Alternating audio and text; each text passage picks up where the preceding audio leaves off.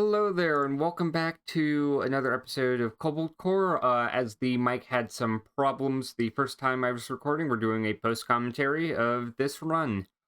Today I rolled Riggs, Peri, and Books for my challenge, where I tried to get a hardest win, which each of the 56 total possible trios in this game. For this, you can go with a lot of different ships for this team comp. The Artemis is a pretty standard one that's pretty neutral, depending or not depending, regardless of which trio you go with. Um, Otherwise, you could always go with Ares. That is good for Peri, just because the smaller ship is nice to dodge things with lunge. You also get advantage with the double cannons. Riggs also benefits from a smaller ship. With that said, I did also go with the Artemis here, just because getting artifacts is pretty nice. While Books doesn't have too many artifacts that are like really useful to get, some of them are still nice. It's mostly Riggs that has the good ones.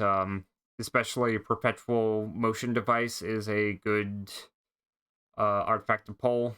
And then Peri's is okay. Glissade is a decent one to pick. Um, Anyways, for what was I going to say? Oh, yes, for the starting things, I just went with the Rhino upgrade A. That's normally safe with pretty much any team comp because the A upgrades are almost always a strict upgrade for what you want. Sometimes B is a little bit more riskier, but A is you can live with an A upgrade. Otherwise, for drafts here, I think I just want to go with a thin deck at this point. We have 3 repair yards. We don't have any elite for going for those 3 repair yards, but a thin deck is nice. Peri likes thin decks just to scale up overdrive. Riggs potentially likes a thin deck if you try to go for an infinite with Perpetual Motion Device. And then Books also likes a thin deck if you try to go for a Books infinite. So all 3 of these characters like a thin deck. So that's what we're going to go for. There are some arguments for getting a thick deck with some of these characters, like Books with 0 draw would benefit from it. Riggs with Echo can also utilize a thicker deck. But a thin deck, I think, is pretty nice in this game. So that is the strategy I'm going to go for. Right now, for what cards to play, it's pretty standard. Just try to kill the enemy quickly with Peri. We don't have a lot of 0-cost cards in here for Avid Reader, so I don't think that's necessarily necessary. We do have like Draw Shot to try and pull it off. I don't think it's useful. Lunge could act as evade, but you do have Riggs to cover that for you, and we also already have basic shot, or not basic shot, basic dodge A in our deck as well, so it's not too needed. Here I just kind of recommend going for either Draw Shot A or Multi-Shot A. Draw Shot A just to get to your 0-cost cards quicker. Otherwise, Multi-Shot A is pretty good as with a 50% damage increase. If I had something like an overdrive source already, I would have gone for Multi-Shot A, I believe, but Draw Shot A is a decent pick. Let's see here. Here, you can use Miasma. I'm already overheating, so I might as well get rid of the card. Gets rid of all my heat when you do get rid of all your heat when you overheat, so that is an option you can always do. And here with 2 damage left, I'm pretty likely to close out the game. Like 2 basic shots win me the fight. Multi-shot would have won me there. Draw shot and potentially getting another basic shot or multi-shot would have won. Here it's a little unfortunate that I didn't get a shield. I opted just to exhaust all my evade. And here I'm just trying to get defensive options. A little sad that I drew Scramble, but we'll live. Here I believe no. I Yeah, no, Lunge would not have worked out. Um I was thinking I could try lunging and going to the right side, which is more advantageous just because you don't have to deal with brittle as bad. And that allows you to keep your shield. Um and also when the enemy tries to center on you more, lunge can still get you to the other side. So that's an extra evasion option you have. Here, just abuse the fact that you're lined up with weak and go through there. Unpolished crystal, it is technically a tempo loss if you're going for a different strategy, but as we don't really have a direction that we're going right now, it's a pretty fine pick.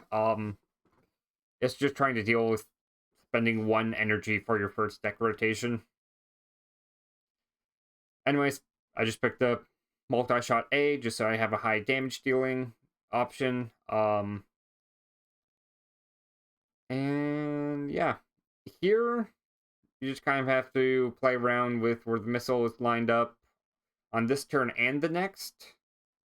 Here I just decide to use one of my shields as I am going to eventually run out of shield and the enemy will outscale my shield production.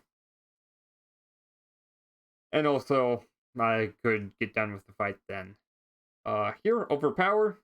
That scales up nicely with my multi-shot A.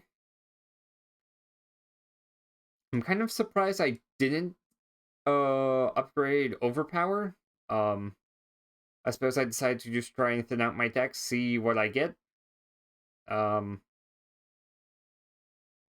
I mean at this point I haven't really drafted that many cards. Um so I could go for a perpetual motion device infinite here still. Uh that is the nice thing about drafting unpolished crystal is they do become zero cost cards. Getting a 9 damage um multi-shot is nice. And let's see here. Here I just upgrade my defenses. Again, the only hull that really matters is your last one. If you go down to 1, that is fine. With that said, if you do have the option to try to get to the edge of this fight, I recommend it just because that makes dealing with dodging a lot of attacks not trivial, but it does ease up on the pressure by a significant margin.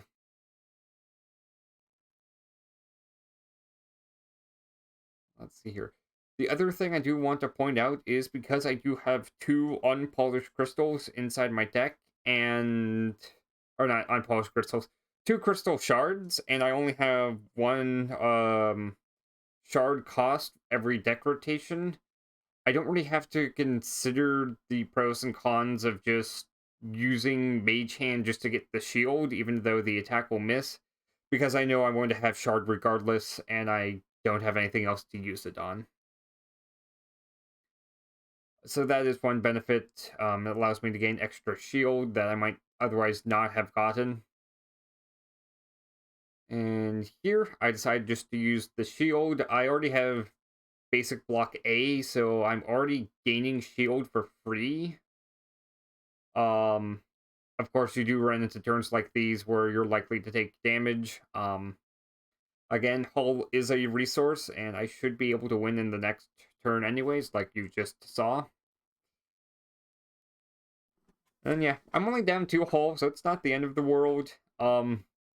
Inverter, I already have something like Mage Hand that gives me shield, and I have basic block A, so I do decide to pick this card up. Um, which is interesting. I don't have Dizzy on the team. Glass Cannon is nice here just for the extra energy. You have the likes of Rigs to help manage your extra weak point. Um, let's see here.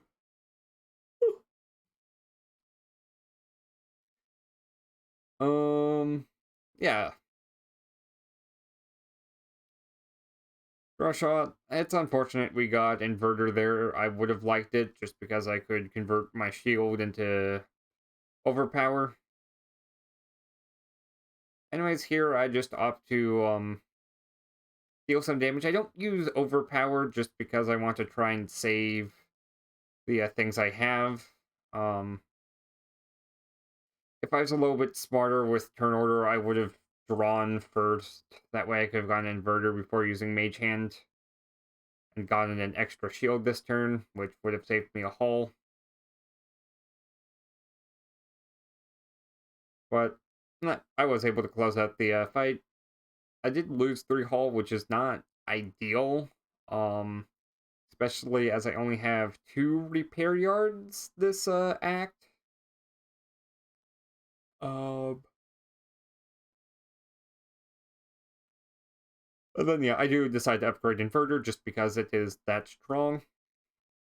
And I do run into Dracula. I decided to pick up Leech just because I can get some extra healing, and it does remove itself after I play it.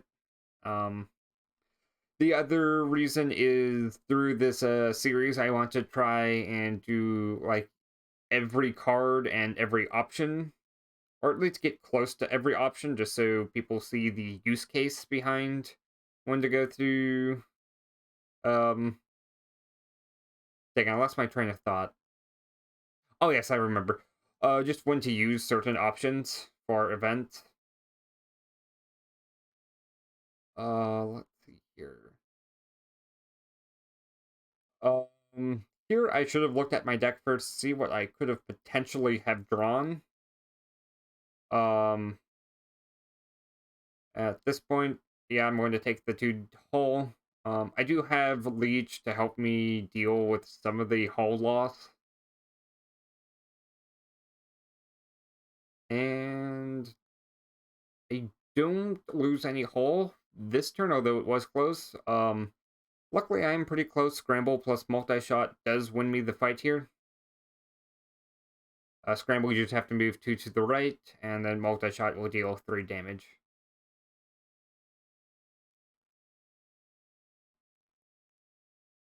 Yeah, you can see that sometimes you do miss lethal. That is one skill that's important in this game.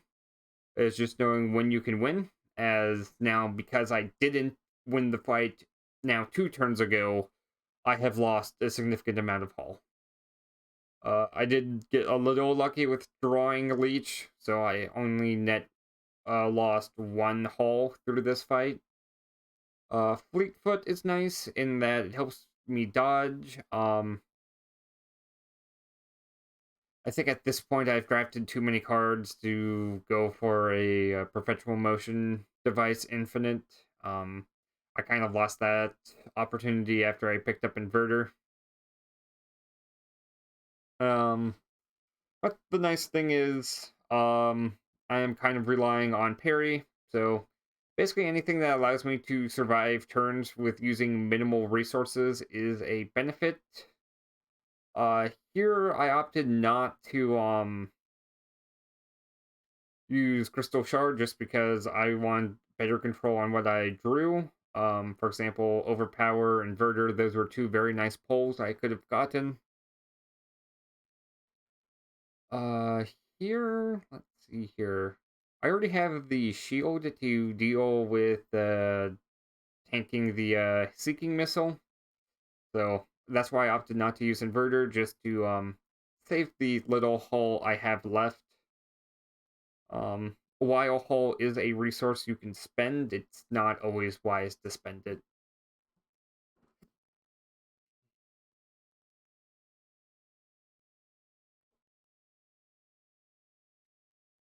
Okay, your Crystal Shard Inverter does kind of get you there. It was a little greedy going there. However, if you did plan out ahead, it does appear that you could cover for killing the last missile. And then I don't know what I'm searching for here. I already have Leech used. Adaptive plating though is nice, just getting an extra hull from that fight.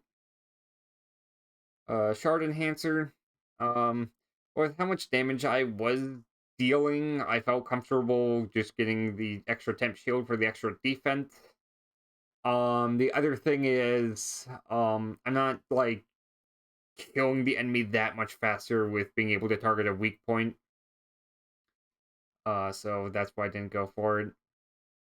Uh, Stun Caliber, though, that is a nice pickup just because now my multi-shot can stun a column. That's an excellent defensive tool for these types of fights. Here I lose one shield, not the end of the world.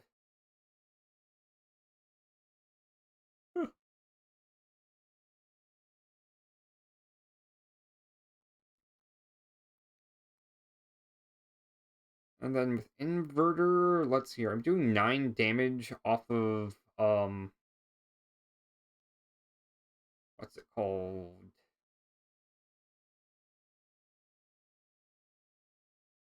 All right, 9 damage off the multi-shot. There we go. Um, which might have been able to close out the game if I drew it. If not, I'm able to win here. And yeah, we get to move on to the next fight afterwards. Trying to think here. What am I looking at? Oh, I'm looking for card drafts. Here I kind of just want to thin out my deck. It's a little late for Books Infinite, so that's why I didn't pick up Magi Battery. Um, Kind of the way to determine if that is too late or not is to count how many cards that don't replace themselves that cost one or more energy. Right, does that make sense? Okay. Count all the cards you have, subtract anything that exhausts, and then subtract anything that costs 0 energy and then redraws itself. Sometimes I refer to this as cantrips. So things like Crystal Shard, that is a classic example, but Solar Breeze is another one for Isaac. I'm trying to think if there is any other cantrips in the game. I guess you could also count something like Think Twice. That one's a little bit more dubious, so just think through your turns a bit more. Just because that's going to be a bit more unique on when that's bad or good. Your multi-shot and Mage Hand does solve for this turn. Um, if I remember, this fight did become a little tricky just because I am down some hull from earlier mistakes, and then I don't have the resources to deal with quite everything I want to. Um, there, I was able to use a combination of evade and then lunge to stun a column and then sneak through 2 attacks.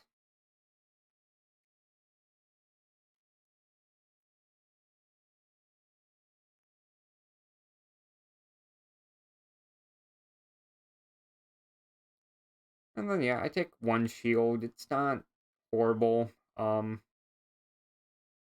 Ideally, if I could get to like the far right side, that would be lovely. Bleach, helping me gain an extra hull and then also deal with this turn.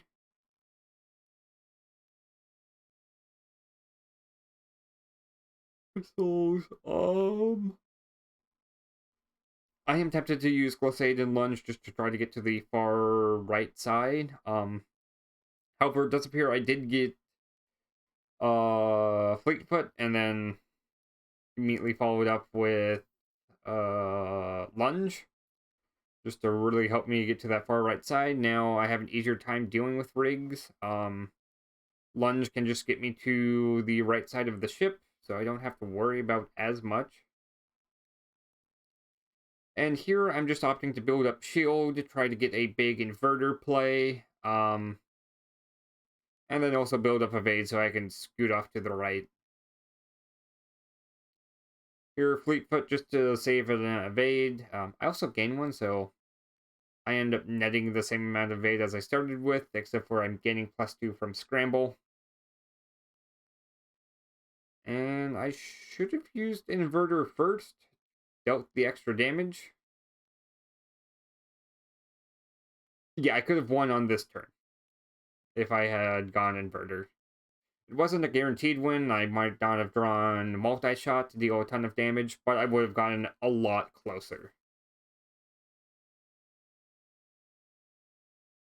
And there we go. My mistakes are healed. With that said,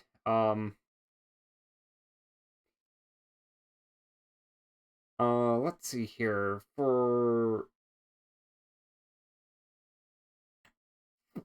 I am losing my train of thought.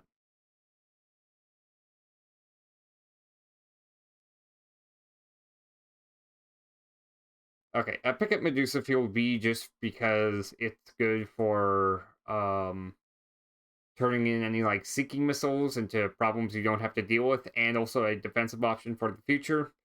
Also, it does give you shield for inverter, which is an extra benefit. Hunter's Wing just makes evasion even better. Now I can use Unpolished Crystal. Try to get something nice. I didn't even need lunge there. If I got nothing, I could just end my turn. Hunter's Wings would allow me to dodge the other column.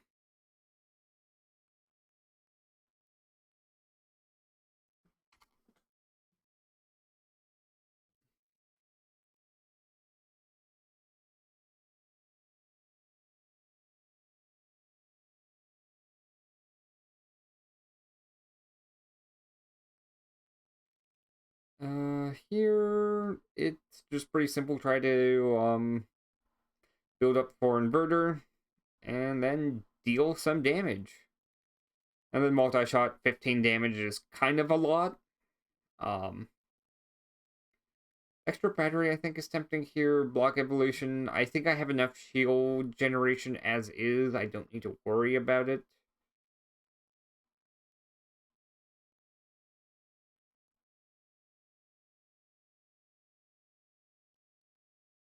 There we go, stun caliber, helping me go through this turn.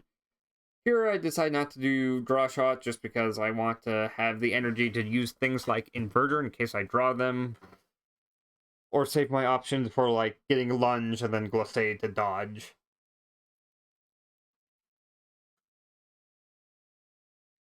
In Leech, it's a nice card. I don't get any heals from it as I'm already at full hull. But it does allow me to get through this turn without any damage.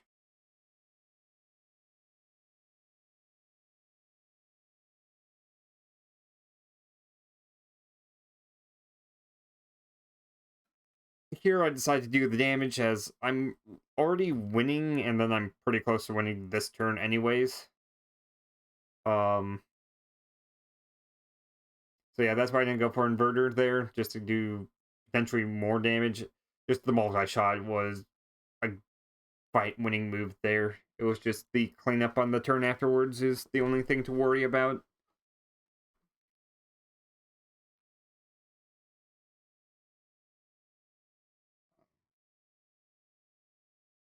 Let's see here. Again, Hunter's Wings doesn't apply here because I'm not at because I am at 0 energy. If I was able to save an energy or I had an extra energy from another source, I would have been able to not lose any shield, but luckily I am fine. Here, Medusa's field it does solve for this turn completely. However, as it turns out, I do have enough damage to get through the fight. Here, I think I am debating on whether or not to pick something like Riv Up the Engine or Sidestep just for the extra evasion that provides. I am also going into an elite fight that can be scary. The biggest worry I think I had going into here was running into Ancient Relic because that is a bit harder to deal with. I don't really have the scaling to try and kill it turn 2. Right here, Duncan was a decent pull I could get, or Rusting Colossus. Rev the Engines just makes it so it's a very safe fight, because now Glissade can solve for a turn, Rev the Engines could also likely solve for a turn where I just use it and then use any remaining evade I have.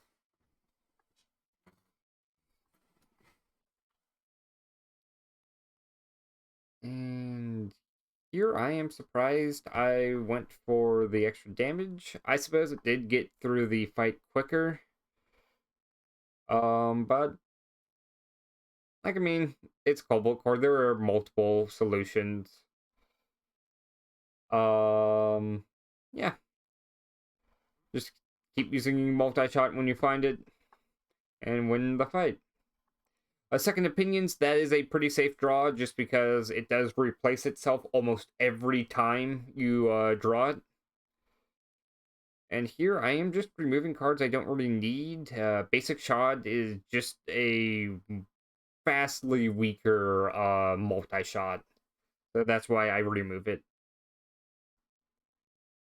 Uh, Resonant Forks makes... actually, no. Shard Collector, I think, makes more sense.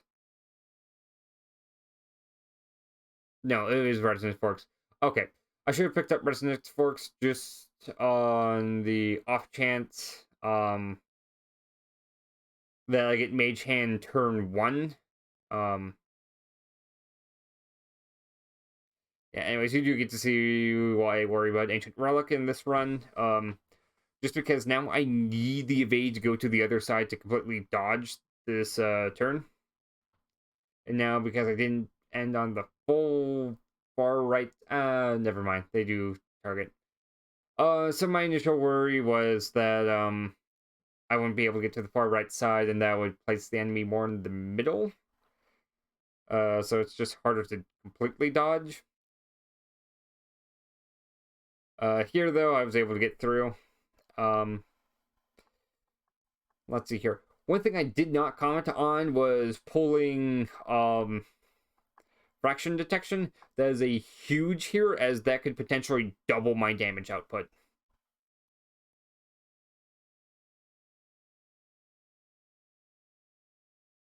Here I'm just trying to get for 0 cost cards or any retain cards. Luckily I pulled 2 retain, which is nice.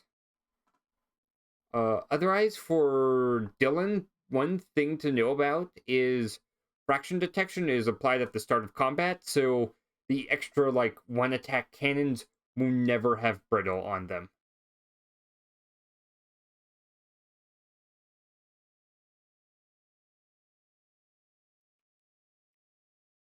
So that means you have a basically 1/3 chance that it's on the left wing, 1/3 chance it's on the right wing, which we know it's not because I attacked it, and then a 1/3 chance it's on that center cannon that's dealing 4 damage right now.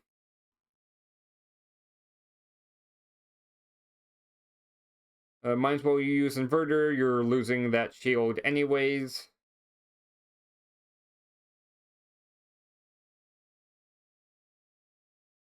You could try to be greedy, try to get that brittle.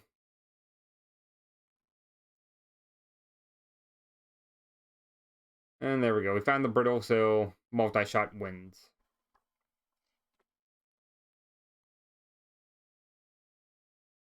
And one last shot before we have to go in. I decide to thin my deck just a little bit more. I'm trying to decide. I kind of like everything though. I guess Mage Hand is something you could think about getting rid of, but it is a useful shield generation. I do end up upgrading Fleetfoot just for the extra evade, because that is one thing I am struggling on, is just moving around to dodge things. Here, we see the 3 starting symbol, or starting ship parts, traits, modifications, whatever you want to call them. Basically the 2 armored slots and then the 1 weak slot. Because we see those, we know the brittle point isn't in the middle. So that gives us a 1 in 6 chance of finding it each time we attack a new column.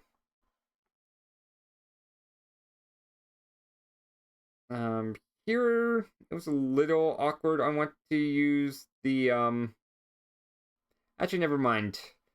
I failed to consider having Hunter Wings. Anyways, Concussionable. I'm just trying to save something like Leech to stun a different part. Maybe I need to stun that for. Here I opt to use Glissade. And I'm just getting rid of trash. Use Hunter Wings to dodge the 2 attack. Use the Shard Collector to gain the 1 temp shield to deal with the 1 column. Here, Medusa's Field. The main fight I took this for is showing its worth. It deals with a column, gave me some shield. Here I was kind of saving Perfect Specimen to heal some hull in case I lost some. But I just used it now to gain the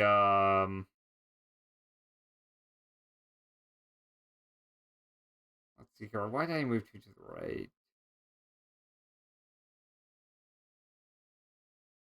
I forgot why I moved to the right there.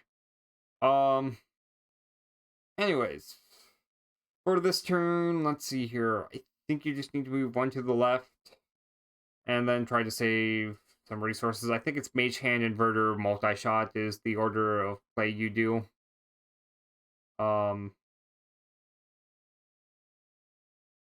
Surprisingly, I decide to go further to the left.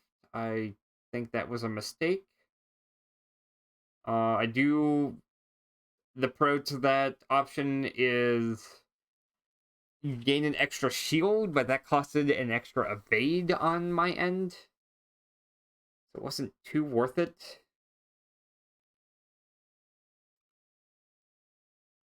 Anyways, this appeals again, taking 5 damage. And I gain an extra shield, so I am shield neutral this turn.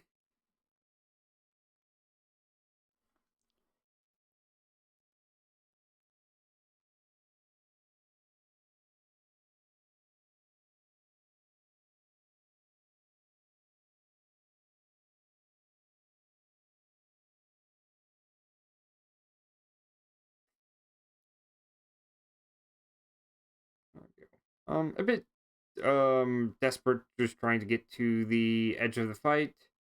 I luckily do find the brittle point though. That is a benefit. Now it's just trying to deal damage there. Yeah, I opt not to use multi-shot though. I just use lunge just to get out of the way. Use Hunter's Wings to dodge any damage. This way I am able to fully utilize Inverter in case I draw it. Let's see here. 1. I do lose a shield, which is not ideal.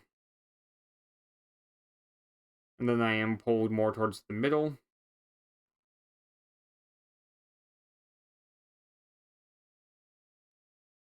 Here I tried to line myself up. Obviously that did not work out. However, I can gain some more shield and deal some extra damage. If I line up with Brittle, I should almost win the game. Never mind, no, I have too much trash. I take 1 damage. And then drawing something like multi-shot would be huge here. Again, Medusa Field being a very lovely card in this fight. Inverter, Fleetfoot. I'm not going to draw anything that goes into my discard pile at this point. Likely what's going to happen is if I draw multi-shot, I'm going to use Rev Engines and line up myself up with Brittle. Heck, I don't even need to do that. The weak point is just enough. Or not even just enough. I think any of the columns would have worked. Anyways, I do hope you enjoyed the game. If you have any questions on why I did anything, feel free to leave a comment below. This is a newer mic with some new mic settings, so if you have any comments on how I can improve my microphone, that would be nice. And I wish you guys have a nice day. Take care.